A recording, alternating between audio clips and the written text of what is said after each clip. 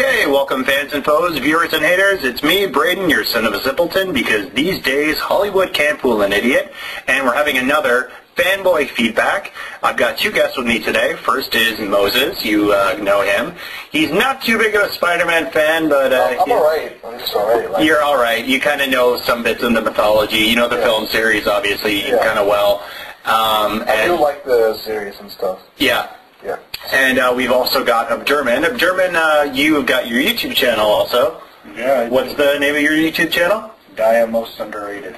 Most Underrated. I will put a link to it at the bottom. And you're a big Spider-Man fan. You told me as we were walking home from this, having us all gone to see it, me for my second time, that you watched the cartoons. How much did you know about the comics?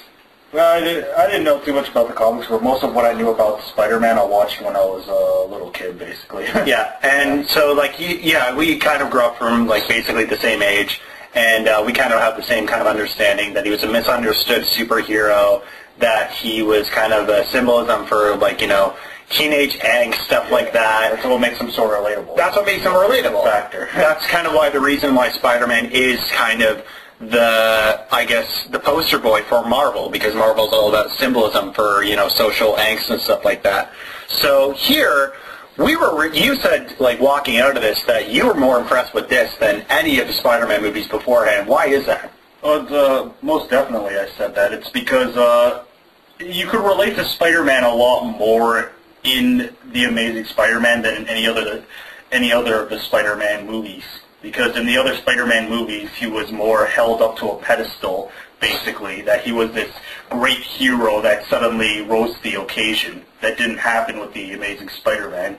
He just had to develop and understand what his place was and what his powers were actually there for and whatnot. Yeah. Mo, how did you kind of feel about this one? Did you like it better or worse than the original trilogy? I liked it better. Mm-hmm. For what reasons? Just that Spider-Man just seems like a typical teenager, like, just as he said before, relatable type of guy. Mm-hmm. And like, you know, he's just like, and like he goes through like problems, stuff like that. The only thing I didn't really like was like his uncle and aunt, like, I don't know, it's probably because it's like, I didn't feel they were developed well. Yeah, I thought they were kind of like, especially Aunt May, Sally Field, who was not bad here. She wasn't my first choice to play, you know, the new version of Aunt May. Would you agree, Abdurahman? Because you kind of knew about the Aunt May from the cartoon and stuff like that. I don't think Aunt May was really all that involved in this movie. She just kind of was there. Yeah, like you would kind of figure, like if you were to be told that Peter Parker was living on his own here, like, you know, that because his uncle and his parents are dead. And, you know, we kind of discussed this a little bit. Or actually, we didn't. Were you guys a little disappointed the fact that they didn't develop the parents at all? Because that was a big thing in the marketing. I was a little disappointed that the fact that there's this whole other section of Peter's past, his secret life, about his parents that is a big enigma to him. And we are just as left in the dark as he is, basically. Yeah, and like, they didn't even, like, remember the scenes they showed his parents? You didn't even hear them talk. Yeah, they got, like, probably about 10 lines at most from his dad. I actually think that that's a good thing, though. Like, that you get to guide through the entire movie trying to watch him figure everything out. Because if you knew everything, it'd kind of be like, you just already know how the parents are, and he's finding it out kind of deal. What he meant was, like, just to let us know a bit about his parents.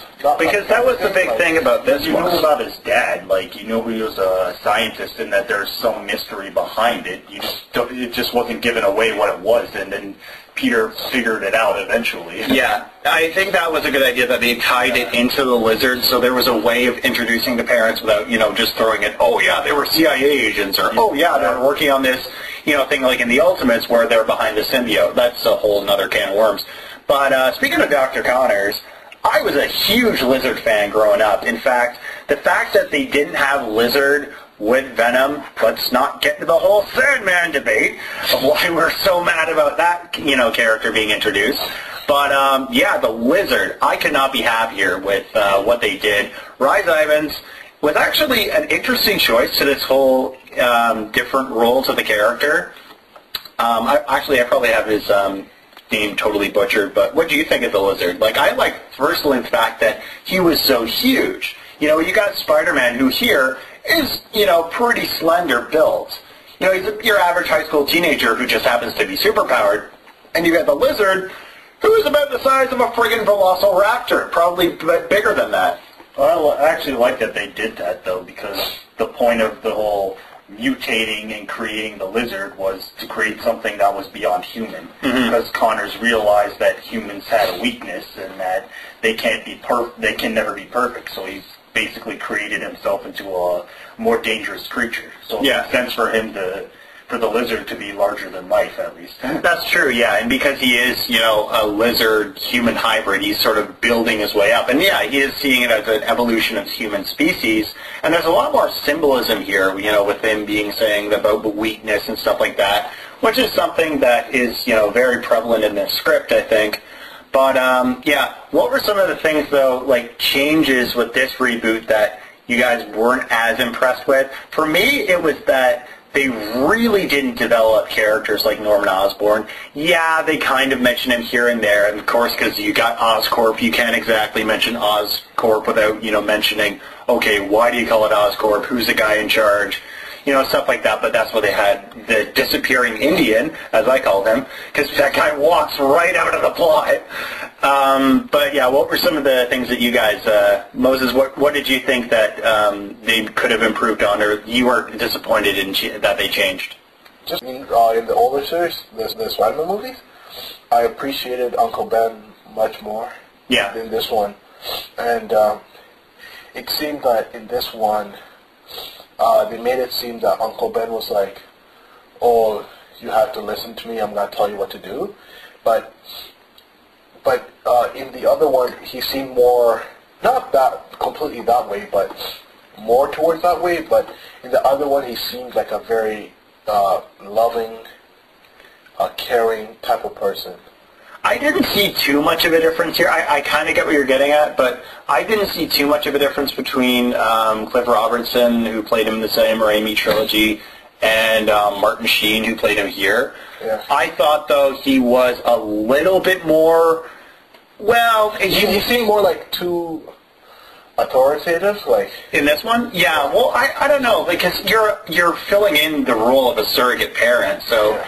And because this guy doesn't have any kids, which, they don't fill in there, he doesn't exactly know how to, but at the same time, I think he's doing kind of a good job. Yeah, he didn't have to say that, just felt that. He felt like a reasonable parent, like once in a while he's doing... Yeah, he's just, small. Peter was being kind of a turd, though, like, what else are you going to do? Like, and with this, it's just, even though I just felt like they didn't put the right balance. Yeah, what about you? What was something that you wish that they could have put in this movie? I mean, the Ant was a non-entity in that entire movie. She was just like kind of there, so I would have been happier if they actually gave her more of an active role instead of her just looking at Peter coming home and be like, "Where have you been?" Because that's pretty much all it was. All her. At the end of the movie, she just gives up. She's like, "Yeah, you just got attacked by a giant prehistoric lizard. Oh, good, it's Friday night. You teenagers have your fun. Oh, you got me the eggs, so it's all. You got the eggs. You brought home the eggs. Oh, come here, boy. Oh yeah, and I'm probably like digging my fingernails into your giant back wounds. The only thing, this is just a quick general question. Is he tells he shows the cop who he is. He didn't have a choice. Oh yeah, but out of everyone, you still haven't shown Aunt May who you're you haven't revealed to her. I think she figured it out by the end, because she's she doesn't. You don't just say at the end of the movie, "Oh, you're in a worse physical state than ever before. Your face is half ripped open and stuff like that." Yeah. She's not gonna just be like, "Oh, boys will be boys." I think she's got kind of woman's intuition there. No, but I think it's kind of annoying how she was supposed to be close with Peter, yet she's like the one person who like is always in the background. Yeah, who's in the background. She should have been like the number one person pretty much. Yeah, like he's basically got no father figure now. He's got no mother and father. Yeah. He's got only one parent now, and one person who's like kind of a mentor figure.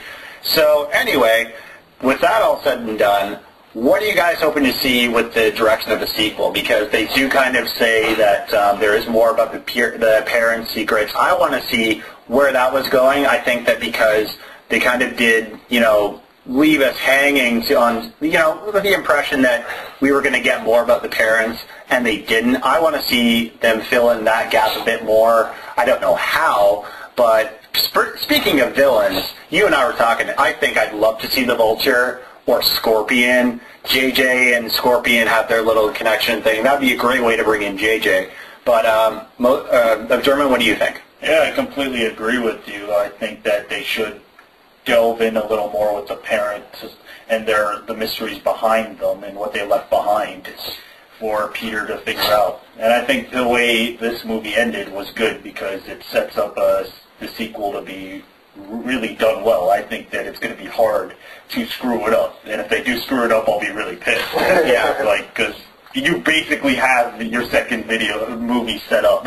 Yeah, and without really conforming it into a certain structure, with a lot of these superhero franchises are doing now, where they over tease you into saying, okay, this is going to be the bad guy in the next one. This is exactly where we're going. No, they've got a lot more liberty here. So, Moses, what do you want to see in a sequel? I just want to see Spider-Man kicking butt. No, just new, different type of challenges for him. Yeah. That is going to be. Sorry, go ahead. Yeah, like we were discussing earlier, maybe the media hammering on him. Mm-hmm. Yeah, that type of thing. Trying to see how you handle that type of pressure and stuff. Yeah. Yeah. Now that they've kind of done the whole black suit thing and the Spider-Man No More thing, it's going to be interesting to see what kind of tone they're going to set with the sequel. So that's going to be really in the thing. As long as Marc Webb is sticking with this, I really don't see another director taking this on. Yeah, and I have one more comment. You know how in the movie, everyone was like, oh, look at this creature, this lizard, all this weird stuff about it. How come they weren't saying that was Spider-Man? He's a guy who can climb things, jump ridiculous. Actually, that is a legitimate question. They're just vigilante, but they're not like, dude, you're a freak of nature. You're defying gravity. You're swinging like Tarzan through the city. Yeah, you're shooting webs out of Spider-Man, though, more publicized than He was more publicized. Yeah, if anything, that warrants more concern, don't you think? Because he's getting more attention than the giant dinosaur dude. Which would be why when you see a lizard versus when you see somebody that's but you still think that they'll be picking up on it, and people weren't even Thing wasn't talking about it. The lizard guy, he wasn't talking about him. No, the Indian dude wasn't talking about him. It's you guys don't see he has a genetic mutation? Yeah, he's climbing walls, dodging bullets. Maybe something is strange with this guy. That's what I found really weird. Yeah. Just those two things. Other than that, this movie was great.